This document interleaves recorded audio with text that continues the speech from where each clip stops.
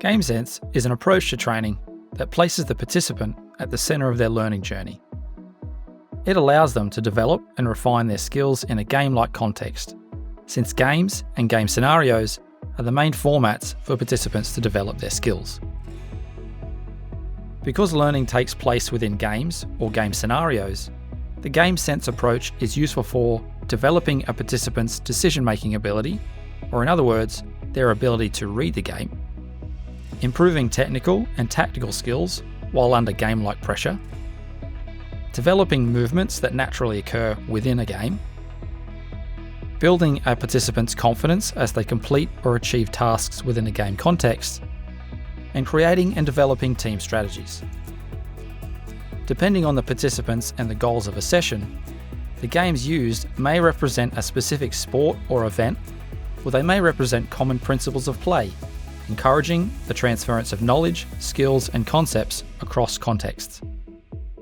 For example, invasion sports such as hockey, rugby league, and basketball all involve two teams competing against each other with the aim of propelling an object, typically a ball, into a scoring area by creating space to move the object around a field or court.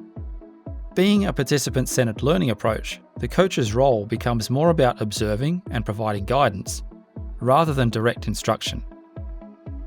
This encourages participants to become more responsible for their learning and development, building skills such as problem solving, leadership, and becoming more adaptable. The coach also caters to the needs, motivations, and abilities of the participants, whilst ensuring the goals of the session are achieved.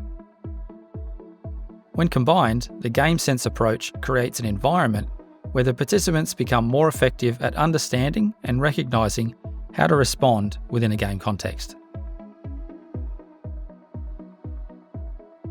Like other approaches to training, the first part of the game sense approach begins with a warm-up to physically and mentally prepare the participants for the rest of the session.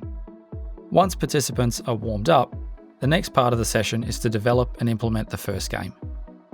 This game should focus on all elements of performance, tactics, decision-making, and movement, and align to the goals you and your participants have agreed for the session.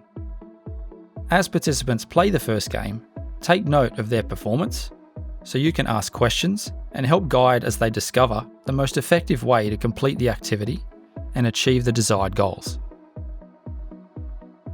Based on your observations and the responses to your questions, you may decide to have participants take part in another game. This might be a different one or a modified version of the first game, which either progresses or regresses the performance of participants.